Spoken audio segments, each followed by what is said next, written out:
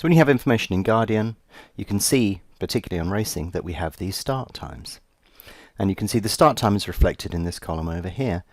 But one of the problems with start times is they can be a little bit arbitrary. Say, for example, that one of these meetings was cancelled, then all of a sudden your automation would be triggering at the wrong time. You've told the automation to get in at 5 minutes before the off and get out at post time.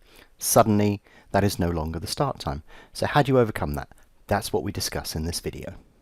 Click here to subscribe to our YouTube channel. You'll get instant notification of new videos as they're released. So you can see what I've done in this market list on Guardian is I've actually removed Chepstow. Chepstow's in Wales, it probably rained a lot, and it's waterlogged. Putting joking aside, the situation that you then have is that we have a list of races missing one of those cards. So you can see here, for example, there's a 25-minute gap between one race and the other. And there's a 20-minute gap here, and then there's a 25, another 25-minute gap, and then there's a 20-minute gap, and so on. So it gets messy. And very often what the racing authorities would do is they would change the start time. So on this occasion, they'd probably say, well, we'll put the start of Lingfield back 5 minutes. So that helps with the flow of racing and everything else that goes around it. But it doesn't help you if you've automated it. That can be a right pain. You've said, I want you to start 5 minutes out. But in fact, 5 minutes out is now post time. So it gets really messy. So how do you get around that? Well, on BetAngel, it's very simple. We thought of that. Rather than deriving the start time from this data here, we actually split out the start time and represent it separately on Guardian. This means, for example, if they put Lingfield back, you can just go, just select the minutes here and go 1, 2, 3, 4, 5. Lingfield has gone back 5 minutes. And then you can say 1, 2, 3, 4, 5 minutes here.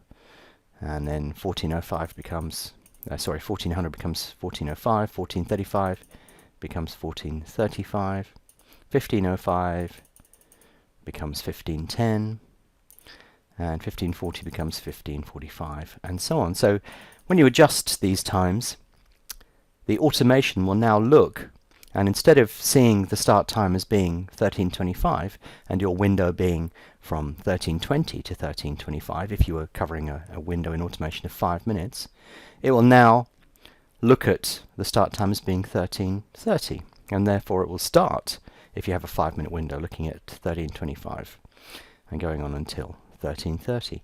So you can see here that it's very easy to amend. You just need to alter these as you see fit. So it's very rare to get more than one course running at a different time.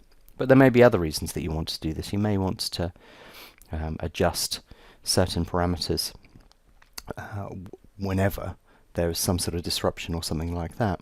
So anyway, if there is a card that gets removed, which is quite common at this time of years, and the time is adjusted by the horse racing authorities, you can actually go into Guardian and get the two to match up, and your automation will run at exactly the same time.